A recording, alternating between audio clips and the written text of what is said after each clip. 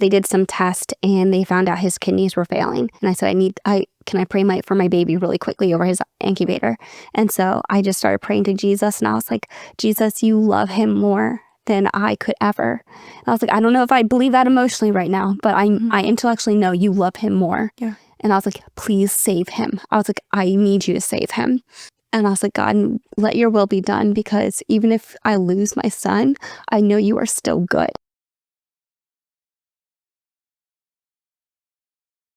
What's up, everybody? Welcome back. I'm so glad you're here because we have a special episode planned for you today, an Unapologetic Evangelist and Drawn by Grace podcast collab. And I'm so excited for this because we get to hear from Laken and just hear about the last few months of her life and the faithfulness and miracles of God. So Ashley, thank you so much for having me on. And just like she was saying, my name is Laken. I have a YouTube channel called The Unapologetic Evangelist, where I go over apologetic topics for Christianity. And right now, today, we're just going to be talking a little bit about what's been going on for the past few months, on why I kind of had to leave YouTube and how God showed up in huge ways and really brought some powerful miracles into my own life. And, how just Jesus shows up in the hard times, and he is forever present and faithful.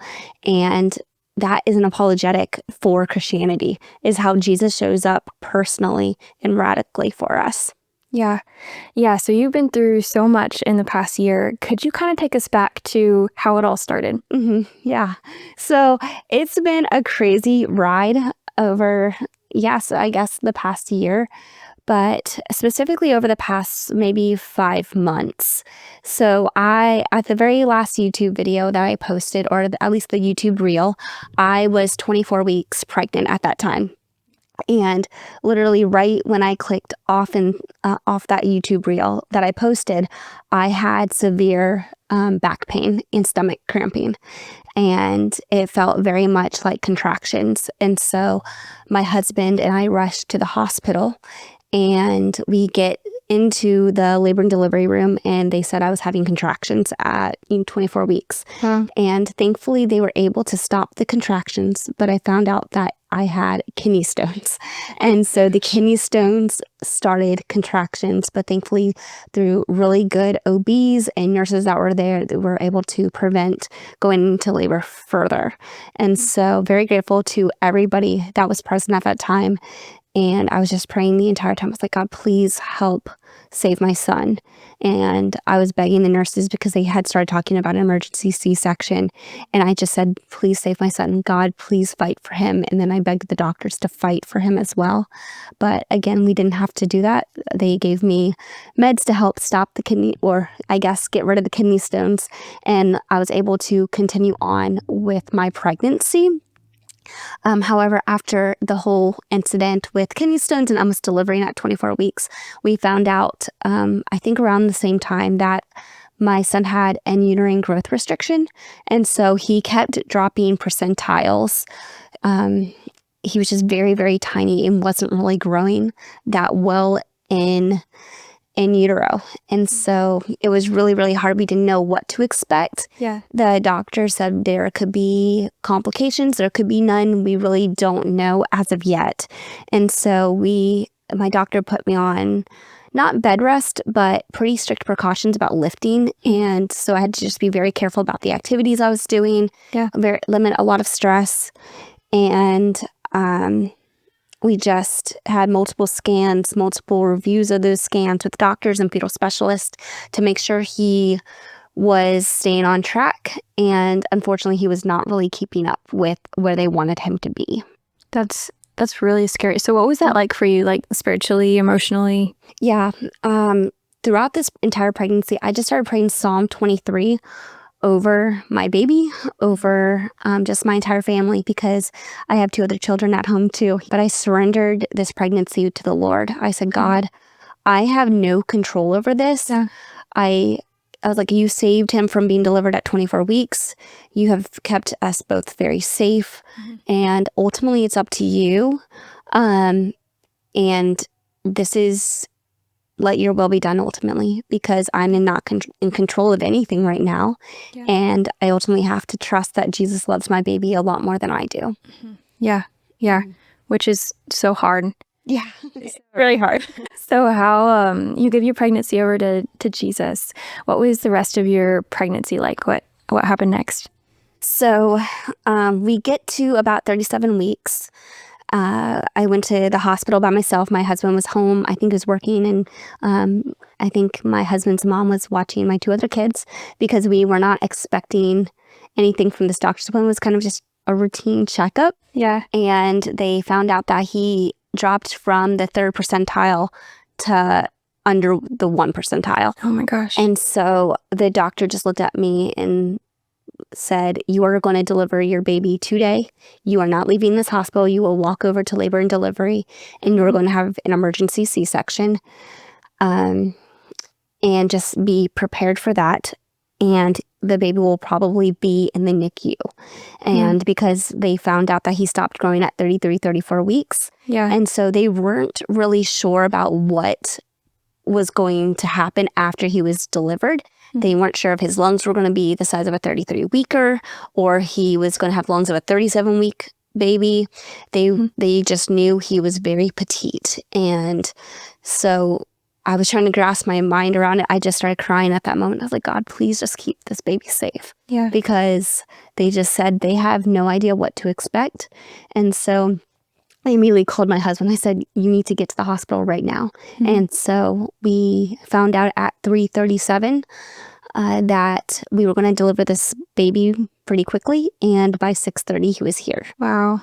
The medical staff got very quiet during the C-section. And I've had 2 previous C-sections that were very easy. And so usually it's a very calm environment. And this felt very different. And so knew something was wrong. And I actually found out later that he came out blue. Wow. But they were able to get him breathing a little bit better afterwards, after a few minutes. But I really just didn't see much of him for a while. So when the medical staff all went quiet, like what thoughts are going through your mind at that point? Yeah, I was just talking to God the entire time. I had the song, I had a lot of Christian songs playing on the background as I asked the nurse, please have one song, Miracles, be playing in the background, and then Christ Be Magnified. That has been my anthem song for this entire, probably the past 11 weeks with everything that's happened, which we're going to get to in a few minutes. But I just kept playing these specific songs that, I wanted to hear because I knew I could feel God's presence when those songs were playing, and it just provided so much hope. But my son went straight to the NICU after he was born. I didn't really see him, and I didn't see him until I delivered at 6:30, and I saw him at 3:30 a.m. in the NICU. They said, if you can walk, like if you gain some more mobility after the spinal block wears off, we can get you to see him at 3:30 a.m. And so I stayed awake, and I was like, God, I want to see my baby. Yeah. And so at 3:30, I finally got to see my baby in his little incubator.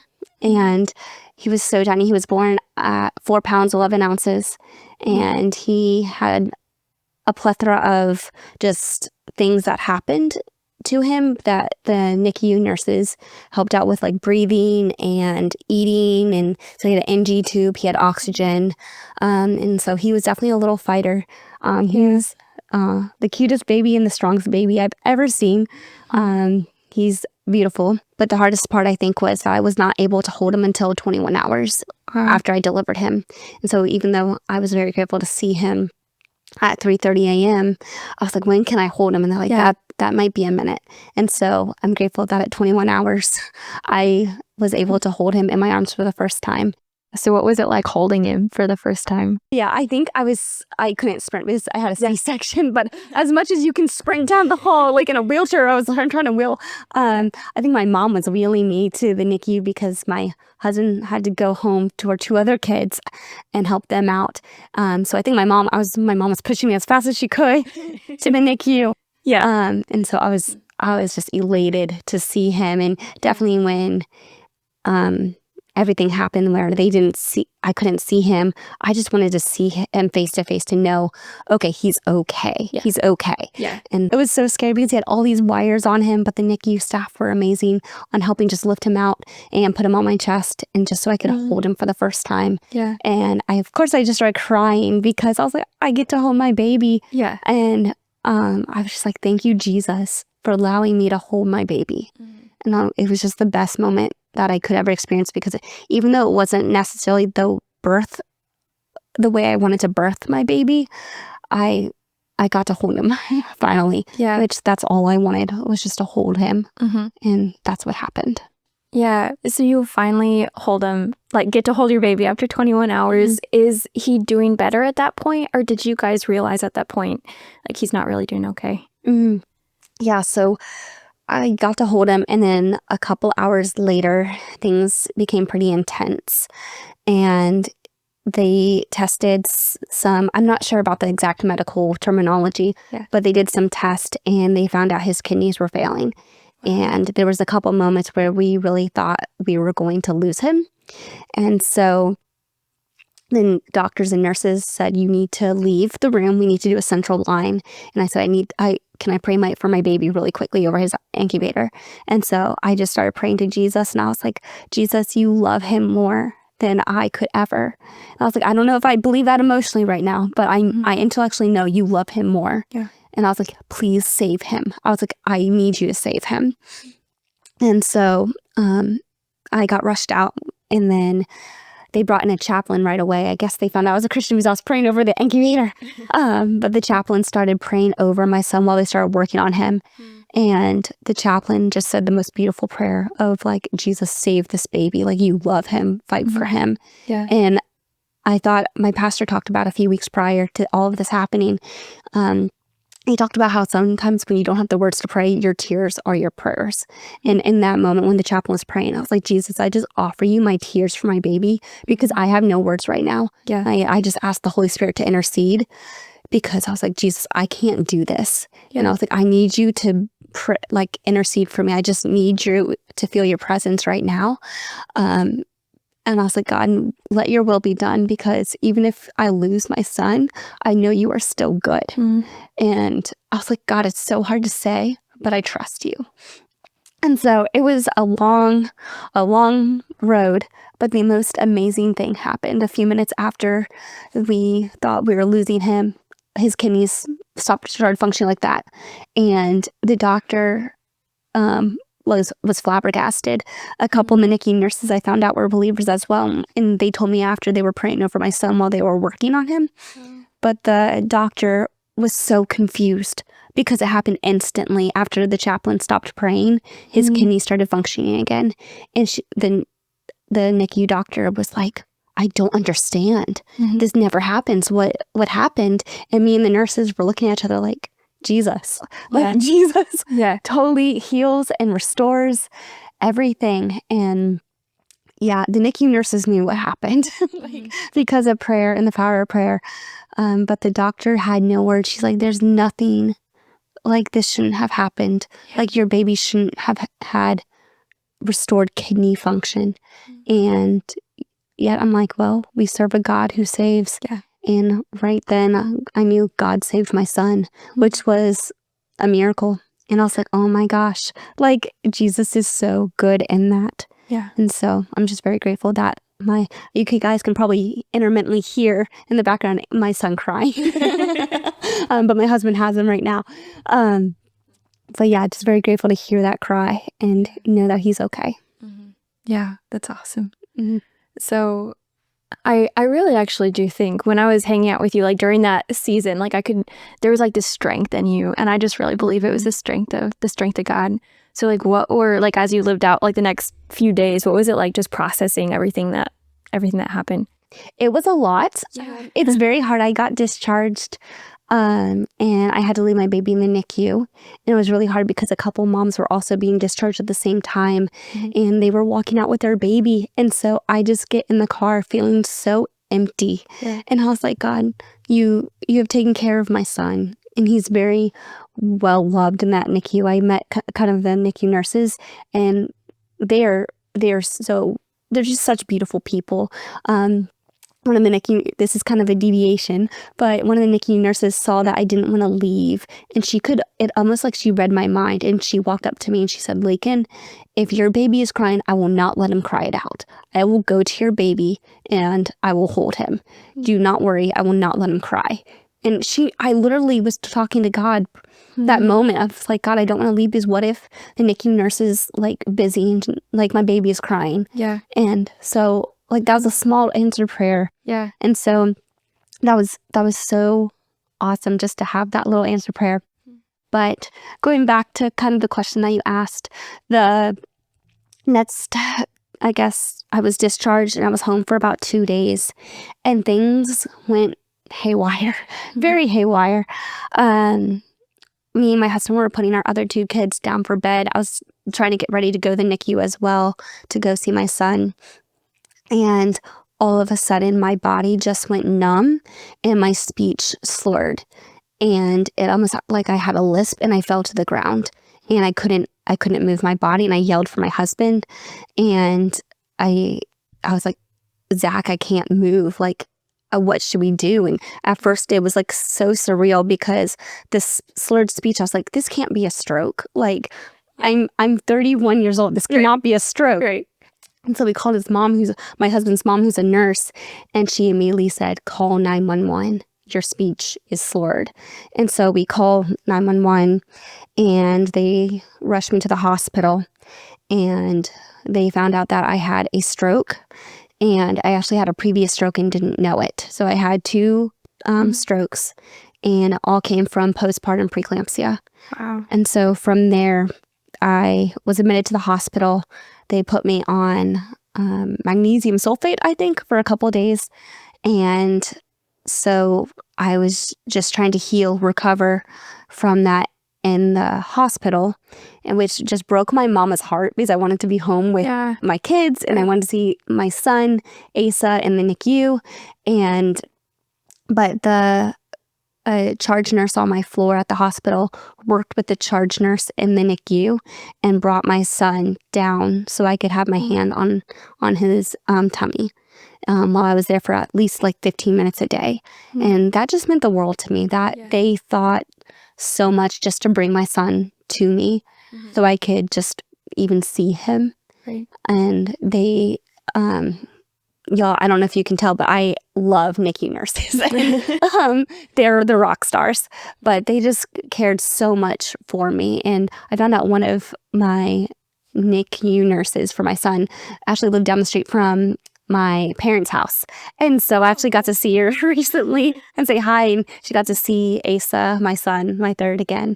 And kind of, it was like a full circle moment, which was really cool that she saw him healthy, because he's definitely not 4 pounds and 11 ounces. And right now he's over 10. And so he's really good. He's very healthy. And so it was just a crazy journey of figuring out healing from the stroke, trying to figure postpartum preeclampsia, because when it's preeclampsia, when you're pregnant, they just kind of deliver the baby, but it gets a little bit more tricky if you already delivered. And so they were trying to just help me heal from all of that. Yeah. So much. So what was all of that? What was that like for you? I will be honest, I was very discouraged. I think we were going on day 17, because during this hospital stay, we also found out that I had a congenital, I guess, heart defect that caused the stroke. And so there was a huge hole in my heart that couldn't be closed through the non-invasive way of like the catheter procedure. They actually had to do open heart surgery. And so they told me that, but I had to wait 6 weeks until after my brain healed from the stroke, because you have to be on bypass, and apparently it's a lot on your brain and your body. And so they're like, you have to go home for 6 weeks and heal, and do the open heart surgery after that period of time. And so, it was pretty challenging. And so, because they told me I also couldn't pick up my kids, really, it was just very restricting and very difficult. But I was feeling so discouraged. But my pastor and his wife showed up to the hospital, and I love my pastor and his family. They showed up, and just prayed over me and allowed me to just say what was on my mind. I didn't have to hold it together. I shared my doubts, my fears of dying. I was like, even those fears that are just emotional fears, like even though as a believer, like I know I'm secure in him, it's just like, does Jesus love me? Like, does he care for me? Because even though intellectually I knew like he loves me, even when things get really hard, sometimes emotionally there's those doubts. Yeah. And so my pastor was just like, Laken, it's okay to have those doubts. And so he allowed me just to kind of, cry in front of him and his wife. And they just sat there and prayed with me and let me be. They didn't try to fix anything. They just sat there and was present. And that was the best gift that they could have ever given me. Not trying to fix it, not telling me like trying to sugarcoat anything, because they knew this was a pretty serious operation, pretty serious situation that was going on, and that there was risk for death. And so they weren't trying to offer like, just some of the cliche advice sometimes Christians get a bad rap for. They were just letting me be me, and that was just very, very kind of them. But we did find out, again, going back to the hole in the heart, it was congenital. And they told me that if they had found the hole in my heart 10 years later, that they would have not been able to operate because apparently there's too much damage. And I would have gone into heart failure and would have died probably at like 41, 42 years old. And so I'm inadvertently, the stroke saved my life. And ultimately, God used Asa, my son, to save my life.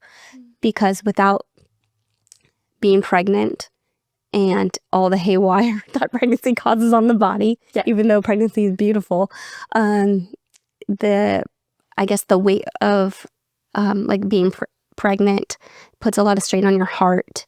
And so when there's a huge hole in your heart, it can cause a stroke. It can show the symptoms that they needed to find when I was born. And so they ended up finding just the hole in the heart and inadvertently saving my life. So how do you feel like that impacted your faith or your relationship with God? It impacted it pretty significantly. It was nice because I wasn't feeling, I know God doesn't promise us that we will always feel his presence, but it's something that I desperately desired. And our pastor and his wife just prayed over me that I would actually feel God's presence in the midst of this season. And right when I got transferred to another hospital, I finally felt his presence. And I could just feel so closely that he was with me, even when things looked a little bleak. And so it made me realize my full dependence on him. But it was hard just, being away from my kids.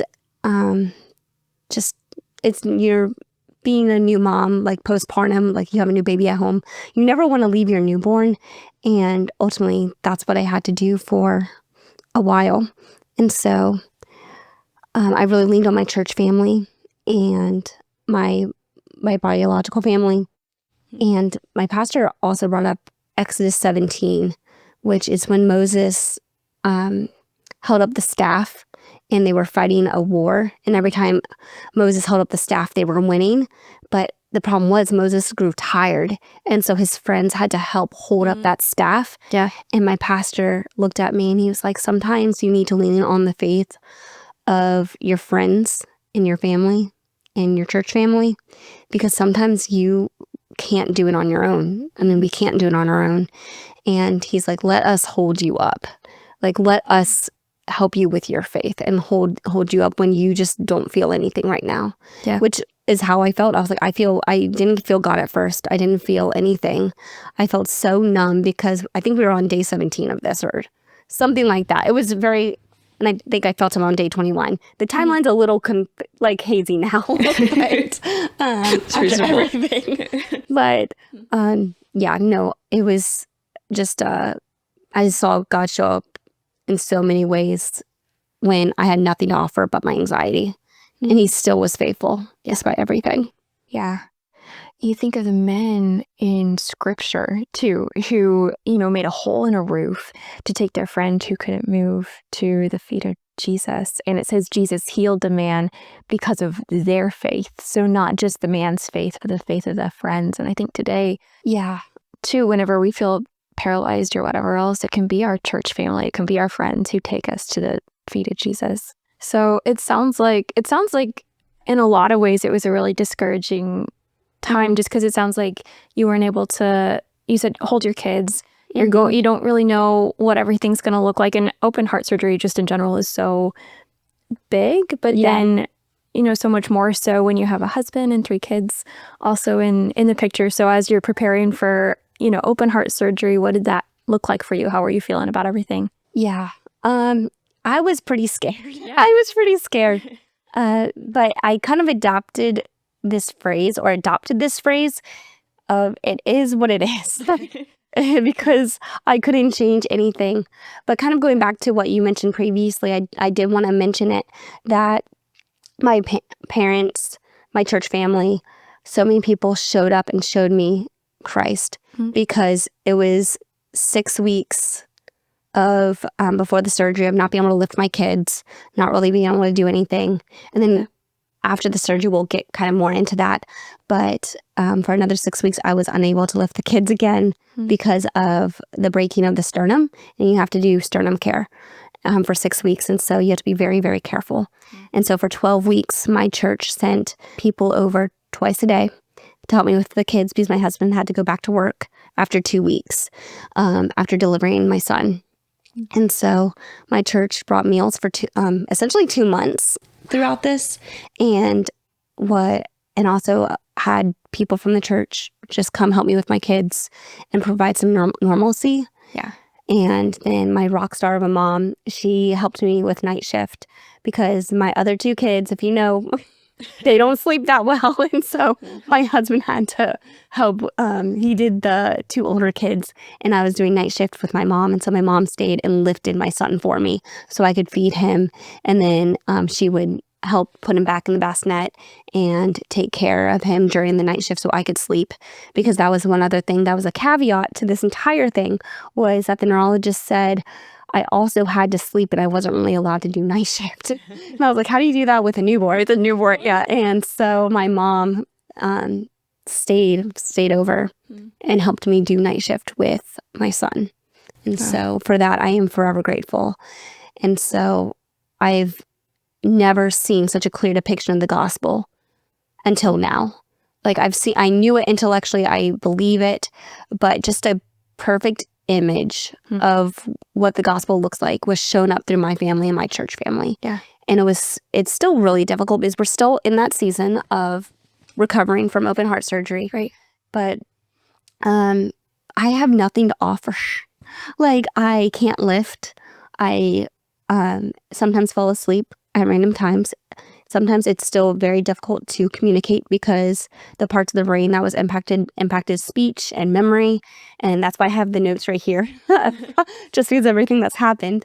But it's been really challenging to have so much help, and they don't expect anything in return, and they truly mean it. They have they've even stayed longer hours because they saw that I was having a hard day, and they stayed longer that day just to talk to me, encourage me. And people have been sending me text messages, and it's been so hard because I was like, I want to do something for you. Yeah. And they were like, no, rest. They're like, it's going to be okay. You do not have to do anything. And I think that's such like the human heart condition of wanting to work towards love. Right. It's like, I want to work towards God's love. I want to earn this. And you can't earn God's love. Yeah. And that's what my church has shown me throughout this entire thing of just allowing people to show up and allowing just being. Yeah. Like, you can't do anything, which Right. that's okay. Right. Another piece of this was my sister was also really fearful. Like, I have a twin sister, and she lives 5 minutes away from me. She's one of my best friends. She also has 3 kids. It's a chaos when we're together. But she started praying to God to see bald eagles, if I was going to be okay after this open heart surgery. And so she has to see one bald eagle. And so she started seeing bald eagles like all the time. It was very odd because I started seeing bald eagles too. And I was like, I didn't even pray this prayer. We kept seeing bald eagles. And then a couple days later, I found out from one of my best friends, Tori, who goes to my church. She was like, I heard about your sister asking to see a bald eagle. And I asked God for her to see multiple bald eagles. And I said, oh my goodness. I was like, that's so crazy because me and my sister saw like 10 bald eagles. That is crazy. And we were like, okay. Like, and that's just another answer to prayer that God didn't have to answer. Like, God is God. Like, he's good no matter what. Yet he offered to show us glimpses and answer those small prayers that we had to help with our fears and our doubts about what was to come in this very scary procedure. Yeah. And so I went into surgery, though, 6 weeks after delivering my son. And I was very nervous, but I did have immense peace because I ultimately realized, like, I have to surrender this to Jesus, and because I can't handle this on my own. Like, this is too scary. I was like, Jesus, I can't handle the, emergency C-section, the NICU, the stroke, the mental fatigue, the postpartum preeclampsia, the hole in the heart. And I was like, God, this is too much. I need to give this to you. And I kept surrendering that, and I meditated on mainly 2 Bible passages, which was Romans 5:1-5, which says, rejoice in your suffering, knowing that suffering produces endurance. Endurance produces character, and character produces hope. And I was like, oh my goodness. I was like, I need hope right now. And suffering, God ultimately can use suffering to bring you closer to him. And so I leaned on that conviction. I was like, God, I need you to show up in this suffering because I can't do this. I was like, it's too painful to do this on my own, and I don't want to. And so I was like, I need you because, again, in John 16:33, I don't know if I misquoted that verse, but in John 16:33, it talks about how there will be tribulation, but take heart. He has overcome everything that we, have coming towards us. He has overcome the world. And so I wanted to lean into that and into that promise that tribulation and suffering will come. This is a fractured world. But I was like, we do not have a fractured God. God is perfect. God is good. And so I was like, God, let your will be done. Even if I disagree emotionally with that, I was like, please let me trust in you. And no matter what happens, let your will be done and let your name be glorified. And so I went into surgery. I prayed that prayer, and I was like, God, you have this. Yeah, that's so good. I feel like suffering too, like it helps us understand like how much we try to lean on ourselves, and all of it's so humbling. Like just going through health things, at least for me, and not being able to have anything to give, like it provides so much humility for us, like to not be able to give anything back. And that is like with God, I feel like sometimes we're like, oh, well, I'll try to give all these gifts, and like we have nothing of ourselves, like he's given it all to us. And I feel like all of it, like it brings us closer to him, and it's also helps us really understand who he is, that he's sustainer and healer and provider and restorer. So you go into surgery. What do you remember next? Well, I remember right before surgery, I was like, Jesus, I have peace, but I have just a feeling that something big is going to happen. I don't know what, but something, I don't know. It was just this feeling that it wasn't anxiety. It was just this feeling that something was going to happen, but I wasn't sure what. So I was like, God, I don't know what this is going to entail, but okay. Again, I was like, chalking them. I was like, maybe it is anxiety or something. It didn't feel like it, but I was like, I just feel like something's going to happen. But from after the surgery, it was a little different from how my case manager described how I'd wake up, because my case manager was really good. She walked me through what was going to happen after the surgery, and she said, you'll be extubated, you won't have the breathing tube, and it'll be like nighttime based off of when I would be waking up from the surgery. And so from there, I remember being intubated and I could see the sun, and I was like, wait. I'm supposed to be extubated and it's supposed to be dark, but right now I'm intubated and it's light. So I was making connections in my head. Something had to happen. Something wasn't right. And so I heard my pastor's voice though, right when I was like coming to, and I was like, he's not supposed to be here. Like, what's he doing here? And the elder of our church also came. Again, love my pastor and elders at our church, but I knew something wasn't right after I heard my pastor and pastor's voice, still intubated, and the sun was shining through. And so I got a little nervous, not too much because I was like, well, I'm alive. And so like something just had to change the plans of how the original plan of what was going to happen after the surgery. But I found out that ultimately I had PEA, pulseless electrical activity. Again, not really good with the medical terminology, but essentially I coded. And they had to do chest compressions for 2 minutes. And so they had to put the breathing tube back in. And they were slowly trying to wake me up because it was a rough night. They walked out to my mom the previous night and said, she's still with us. And so they thought they lost me for a couple minutes. They weren't sure what was going to happen from the sounds of it. And so waking up was very different than what I expected it to be. But I knew God was present. But another just small prayer that was answered. I need to stop saying small too, because these are actually like God shows up in every way. But when you're intubated, sometimes it feels like you're suffocating. You can't breathe. And I heard like God tell me, breathe through your mouth, like act like your mouth breathing almost. And I did. And it didn't feel like I was suffocating. And so I was like, okay, I can breathe. And that was something because I've heard from a lot of people who are intubated and wake up, they actually start freaking out because it feels like you're suffocating.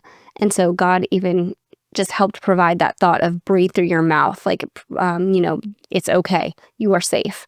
And so even in those moments where, I don't even pray sometimes, God offers that peace, offers solutions to those problems and still shows up. Wow. Did you hear him like audibly? What was that like for you? It was almost just like the thought popped up into my head. Yeah. And it felt almost audible. Yeah. But yeah, because I know nothing about intubation, like anything medical. I don't know anything related to like open heart surgery or things like that. Yeah. But I can tell you that right when I had that thought, I could finally just breathe and it didn't feel like I was going to suffocate. So cool. Yeah. Just like his care for you. Yeah. He cared for the little moments. Yeah. So why were you intubated? Did they tell you what happened? Yeah, so I still couldn't speak, but I think my pastor and the elder from our church were there with my mom, and I started signing because I know a little bit of ASL and at least the alphabet, and so I was trying to sign like what happened. I think it was really funny because the nurse couldn't figure out what P was in ASL. And so I was like trying to spell happen and she kept saying Q. I'm like, it's not Q, it's a P. And so finally they got me a whiteboard and I could write out what happened. Yeah. And they told me that I ultimately coded and they had to do chest compressions. And there was a couple moments where it got pretty intense, and they walked out and told my mom like she's still with us, we got her back, and she's stable. And so it was a chaotic few hours from what I've heard from my parents to my husband, because I don't remember any of it. Yeah, I've heard it from a little bit from the doctors. And so they told me a little bit about what was going on. But again, I had a grand mal seizure and then coded, and which was not expected. The doctors had no idea why I had a grand mal seizure, it was an isolated incident. They think it was having open heart surgery so close to a stroke was just too much on the brain. And so they just said it can happen in isolated incidents. So I'm grateful that it was an isolated incident. It looks like it's not epilepsy. It was just an isolated incident. Great. And so very grateful for that. But another small piece of just God showing up was when everything was happening, my mom saw eagles flying out of the window behind us. And just hearing that, I was like, oh my goodness. Yeah. I was like, just providing that like peace for my mom. Yes.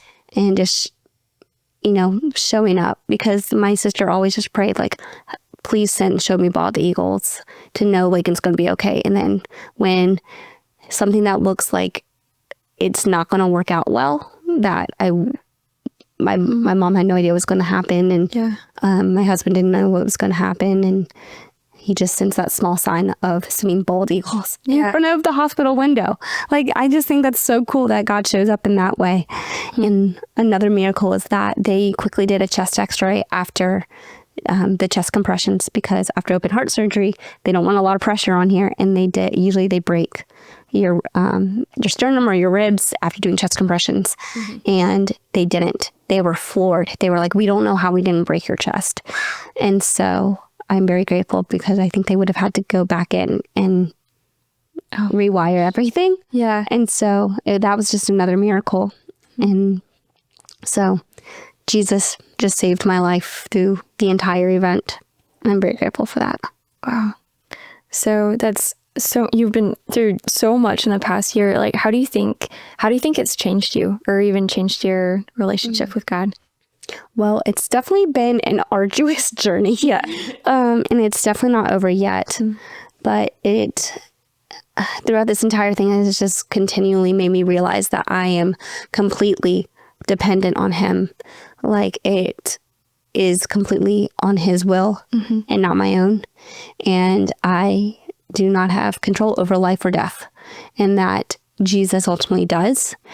And it's scary at times when you come face to face with that. Right. But at the same time, you realize that I want him to be in control, because he's the ultimate good.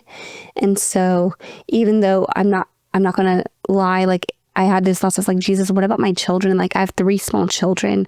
I don't want them to be raised without a mom. Like, please, I'm just terrified of like being taken away from them. And like, what if, going through the list of all the fears of being a mom. Right. And I had to come to the realization that it's not up to me, and that God loves my family more than I could ever love them. And I have to trust in that, even when I don't necessarily feel that. And so ultimately, I know God cares about my family more than I could. And so he's going to take care of them regardless if I'm here or not. Yeah. I'm grateful that I am here. I'm grateful that he allows me to, continually to parent my children. We have, throughout this crazy season, we've had the most dance parties. We've made cookies. We've had a fun, just, lots of fun throughout such a painful season. And my kids, we've tried to shield them from a lot of that's been happening. Yeah. And so we've just been trying to make every day something special, because it's been really hard on them too. I know. So, yeah, that's so good. So how do you think this last season has changed your understanding of who God is? Yeah. This entire experience has taught me that God is truly in the details. He is in every single part of our lives and our stories. And what sometimes we see as such a tragedy, that there can be no redemption, and God brings so much restoration. He just restores every single part that you thought was too broken to be fixed. And so even he just shows up in ways that we don't even realize saves our lives. I think I got a glimpse into kind of the spiritual realm in a sense, because if I had not had a baby and developed postpartum preeclampsia, which led to a stroke, we would have never found the hole in my heart that ultimately would have taken my life probably 10 years from now. And so I just know that he will never leave me or forsake me, as it says in the scriptures. And that ultimately, when there is suffering, he's not going to leave us or abandon us. Right. And I have to trust in that. And so just through this entire experience, I've learned that miracles just are unapologetic for his existence, for his goodness. because he didn't have to show up in that way. Like, he really didn't, like, but yet I'm one person, and yet he just did. And he continually saved my life throughout this entire, like, 11, 12 weeks, in numerous ways. Yeah. And just showed his care for you. Mm-hmm. Yeah. So what do you think God's been teaching you through all this? Yeah. I think dependence on him. I was listening to a sermon yesterday because we haven't been able to go to church for 12 weeks because of my son. He was premature. They couldn't get sick, and I wasn't allowed to get sick before open heart surgery. They said, like, you could, ironically, die during open heart surgery if you got even a cold. And so we were really trying to keep isolated, and then we had to stay isolated after the open heart surgery because you can't get sick again. So we've been listening to church online, but the pastor was talking about accepting Jesus like a little child and what that meant. And when Jesus uses that phrase, like a little child, he means like their dependence on their parents, their dependence on their guardians, because they ultimately are helpless. They have to be dependent on an adult. Yeah. And God showed me that is how every Christian has to be with him in our relationship, is that we are completely, utterly dependent on him for every breath, every step that we take. And ultimately, like, he makes our heart beat. Like, which is really cool, which is like another apologetic that they have been trying to find where the electricity stems from that makes our heart beat, and they can't find it. And so I'm like, oh my goodness, like, God makes our hearts beat. And so I guess overall, dependence on him and dependence on who he is in our lives, that he sustains us. Yeah. Yeah. Which I feel like makes you, like, so much more grateful for life too. Like, every beat, like right now as we're sitting here, he's making our heart beat and he's allowing our next breath, you know? Yeah.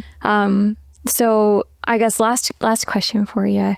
So if there's someone listening right now and they're experiencing some kind of suffering or maybe even like discouragement, any words of wisdom, what would you say to them? Oh my goodness. I would say, take heart.